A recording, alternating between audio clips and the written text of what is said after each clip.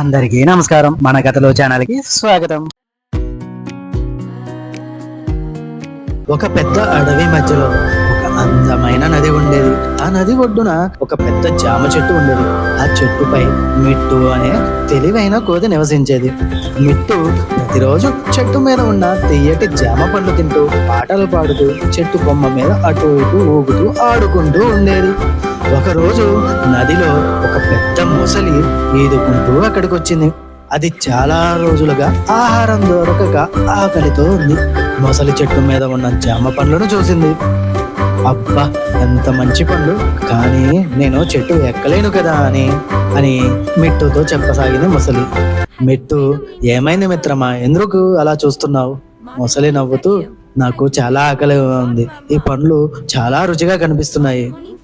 అప్పుడు మిట్టు వెంటనే కొన్ని జామ పండ్లు కోసి నదిలోకి వేసింది. ఆ కోతి మొసలితో, తిను మిత్రమా అని చెప్పింది. మొసలి పండ్లు తిని సంతోషించింది. మొసలి అవి తింటూ, వీటిని నేను ఎప్పుడూ తినలేదు, చాలా రుచిగా ఉన్నాయి అని చెప్పసాగింది. ఆ రోజు నుంచి వారిద్దరి మధ్య స్నేహం కుదిరింది. ప్రతిరోజు మొసలి నది ఒడ్డుకు వచ్చేది. మిట్టు చెట్టు మీద నుంచి జామ పండ్లు కోసి ఆ మొసలికి ఇచ్చేది. ఇద్దరు చాలా విషయాలు మాట్లాడుకునేవారు. ఒకరోజు మొసలి కొన్ని జామ పండ్లు ఇంటికి తీసుకువెళ్ళింది. అవి తిన్న మొసలి భార్య ఆశ్చర్యపోయింది. మొసలి భార్య, ఇంత తీయగా ఉన్న పండ్లు ఎక్కడ దొరికాయి మీకు అని అడిగింది. దానికి సమాధానంగా మొసలి, నదికి అవతల ఒక జామ చెట్టు ఉంది, అక్కడ నా స్నేహితుడు మిట్టు అనే కోతి ఉంటాడు, ప్రతిరోజు నాకు ఆ పండ్లు ఇస్తాడు అని చెప్పింది ఆ మొసలి. ఆ మాటలు విన్న భార్య మొసలి కొద్దిసేపు ఆలోచించింది. కొద్దిసేపటి ఆలోచన తర్వాత, రోజు ఇంతటి తీయటి పండ్లు తింటున్నా ఆ కోతి గుండె ఇంకెంత తీయగా ఉంటుందో అని అన్నది. ఆ మాటలకి మొసలి ఒక్కసారిగా ఆశ్చర్యపోయింది. ఆ భార్య మొసలిని, ఏమంటున్నావు నువ్వు అని భర్త మొసలి అడిగింది. మొసలి భార్య, నాకు ఆ కోతి గుండె కావాలి, నువ్వు నీ స్నేహితుడిని ఇంటికి తీసుకురా. ఆ మాటలకి మొసలి అయోమయంలో పడింది. భార్య మొసలితో, అతను నా స్నేహితుడు, నేను ఎలా తీసుకురాగలను? కానీ భార్య పదే పదే ఒత్తిడి చేయడంతో మొసలి చివరికి ఒప్పుకుంది. మరుసటి రోజు మొసలి మిట్టు దగ్గరకు వచ్చింది. కానీ ఈసారి మొసలి ముఖంలో ఆనందం లేదు. మిట్టు, ఏమైంది మిత్రమా, ఈ రోజు ఎందుకు ఇంత బాధగా ఉన్నావు అని అడిగింది. ఆ మాటలకు మొసలి, నా భార్య నీ గురించి చాలా విన్నది, నిన్ను మా ఇంటికి భోజనానికి పిలవమంది అని చెప్పాడు. ఆ మాటలకు ఆ మిట్టు కోతి చాలా సంతోషించింది. అలానా, తప్పకుండా వస్తాను అని చెప్పింది. కానీ మొసలి మనసులో, నన్ను క్షమించు మిత్రమా, నాకు వేరే మార్గం లేదు అని అనుకుంది. మొసలి మిట్టుని, అయితే నువ్వు నా వీపుపై కూర్చో, నీ నదిని దాటి నా ఇంటికి తీసుకువెళ్తాను అని. మిట్టు మొసలి వీపుపై కూర్చుంది. మొసలి నెమ్మదిగా నది మధ్యలోకి వెళ్ళింది. నది మధ్యకు వచ్చిన తర్వాత మొసలి వేగంగా ఈదటం మొదలుపెట్టింది.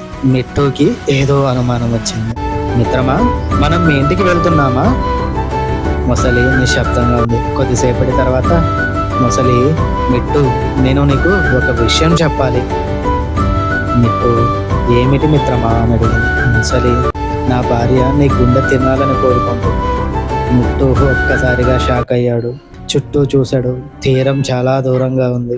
నీళ్ళలోకి దూకితే మొసలి నుంచి తప్పించుకోవడం అసాధ్యం. మిట్టు మనసులో ఇలా అనుకున్నాడు. ఇప్పుడు బయటపడాలి అంతే, ఏదో ఒక మార్గం ఆలోచించాలి అనుకున్నాడు. కొద్దిసేపు మౌనంగా ఉన్నాడు. ఉన్నట్టుండి కోతి నవ్వటం మొదలుపెట్టింది. మొసలి, ఏమిటి, నేను నీ గుండె తినబోతున్నానని చెప్పినా నువ్వు నవ్వుతున్నావా? ఆ మాటలకు కోతి, అయ్యో, నువ్వు ముందే చెప్పాలి కదా. మొసలి ఆశ్చర్యపోయింది ఆ మాటలకు. ఎందుకు మిత్రమా అని అడిగింది మొసలి. ఆ మాటలకి కోతి, మిట్టు, నేను నా గుండెను చెట్టు మీదే పెట్టి వచ్చాను. మొసలి కళ్ళు పెద్దవయ్యాయి. గుండెను చెట్టు మీద పెట్టి వచ్చావా అంటూ మొసలి అడగసాగింది. ఆ మాటలకి మిట్టు, అవును, మేము కోతులం, మా గుండెను బయటకు తీసి భద్రంగా చెట్టు మీద పెట్టుకుంటాము. మొసలి అమాయకంగా నమ్మేసింది. అయితే వెంటనే తిరిగి వెళ్దాం, నీ గుండె తీసుకునిరా. మొసలి వెంటనే తిరిగి చెట్టు వైపు ఈదింది. తీరం దగ్గరకు రాగానే ఆ కోతి ఒక్కసారిగా మొసలి వీపు మీద నుంచి దూకి చెట్టు కొమ్మను పట్టుకుంది. అక్కడి నుంచి వేగంగా పైకి ఎక్కి పారిపోయింది. మొసలి కింద నుంచి చూస్తూ, మిట్టు, నీ గుండె తీసుకురా మిట్టు అంటూ పిలవసాగింది. ఆ మాటలకు మిట్టు కోతి పెద్దగా నవ్వసాగింది. అయ్యో మొసలి, ఎవరి గుండె వాళ్ళ శరీరంలోనే ఉంటుంది, ఇంత పిచ్చిదానిలాగా ఉన్నావే అనింది. ముసలికి తన తప్పు అర్థమైంది. ఇప్పుడు మిట్టు కోతి, నువ్వు నిజంగా నా స్నేహితుడు అయితే నన్ను మోసం చేసేవాడివి కాదు. ఆ మాటలకు ముసలి తలదించుకుంది. నన్ను క్షమించు మిట్టు కోతి, నా భార్య నా మాట వినలేదు, తన కోసం నీకు అన్యాయం చేయబోయాను, నన్ను క్షమించు అని చెప్పి. ఆ మాటలకు కొద్దిసేపు మౌనంగా ఉన్న కోతి, తప్పు చేసిన తర్వాత కూడా ఒప్పుకోవడం మంచిదే, కానీ ఇకపై స్నేహాన్ని ఎప్పుడూ మోసం చేయకు అని చెప్పింది. ఆ మాటలకు ముసలి తల ఊపింది. ఆ రోజు తర్వాత ముసలి ఎప్పుడూ కూడా ఆ మెట్టు కోతిని మోసం చేయలేదు. మెట్టు కూడా ముసలితో జాగ్రత్తగా ఉండేవాడు. కొన్ని రోజుల తర్వాత ఇద్దరూ మళ్ళీ నది ఒడ్డున తెలుసుకున్నారు. ముసలి నవ్వుతూ, నేను ఒక విషయం నేర్చుకున్నాను, నీకు తెలుసా? దానికి కోతి ఏమిటి అని అడిగింది. ముసలి, స్నేహం అంటే నమ్మకం, ఆ నమ్మకాన్ని ఒక్కసారి కోల్పోతే తిరిగి పొందడం చాలా కష్టం. మెట్టు నవ్వుతూ ఒక జామ పండు నదిలోకి వేశాడు. విసిరి, అవును మిత్రం, అది నిజం అని అన్నాడు. ఇద్దరూ నవ్వుకున్నారు. ఈ కథలోని నీతి ఏమిటంటే, ఆపద వచ్చినప్పుడు భయపడకుండా సమయస్ఫూర్తితో ఆలోచిస్తే ఎంత ప్రమాదం నుంచైనా బయటపడవచ్చు. పిల్లలు, కష్ట సమయంలో ఏడవడం కాదు, భయపడటమూ కాదు, ఒక్కసారి ఆలోచించండి. మీ తెలివే మీకు పెద్ద ఆయుధం. మళ్ళీ ఇలాంటి మంచి కథతో కలుద్దాం. మన కథలో ఛానల్ని లైక్ చేయండి, షేర్ చేయండి, సబ్స్క్రైబ్ చేయండి. మన కథలు, మంచి ఆలోచనలు. ధన్యవాదాలు.